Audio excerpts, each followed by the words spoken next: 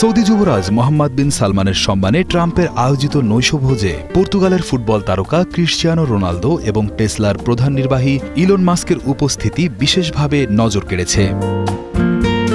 18 November মঙ্গলবার রাতে অনুষ্ঠিত এই বিশেষ ডিনারে কেবল রাজনৈতিক নেতাদের সাথে উপস্থিত ছিলেন বিশ্ববিখ্যাত এই দুই ব্যক্তিত্ব।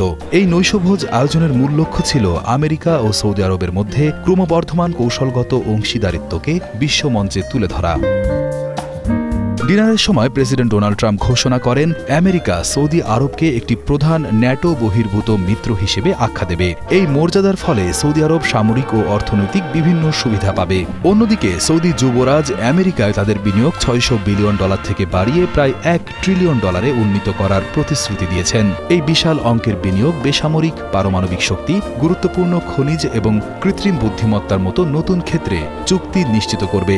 যুবরাজ সালমান এই দিনটিকে বিশেষ বলে অভিহিত করে বলেন, দুই দেশের অর্থনৈতিক দিগন্ত এখন আরও প্রসারিত হচ্ছে। আজ একটি বিশেষ দিন। আমরা মনে করি সৌদি আরব এবং আমেরিকার মধ্যে অর্থনৈতিক সহযোগিতার দিগন্ত অনেক ক্ষেত্রেই আরও বিস্তৃত।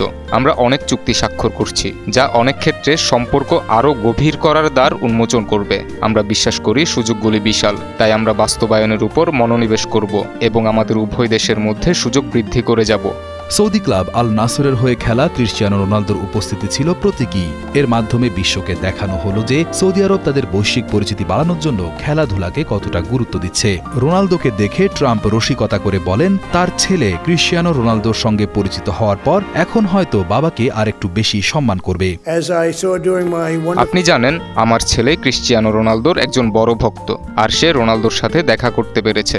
আর আমার মনে হয় সে এখন তার বাবাকে একটু বেশি সম্মান করবে, কারণ আমি তোমাদের পরিচয় করিয়ে দিয়েছি। তোমাদের দুজনকেই এখানে আসার জন্য ধন্যবাদ জানাতে চাই। এটা সত্যিই সম্মানের।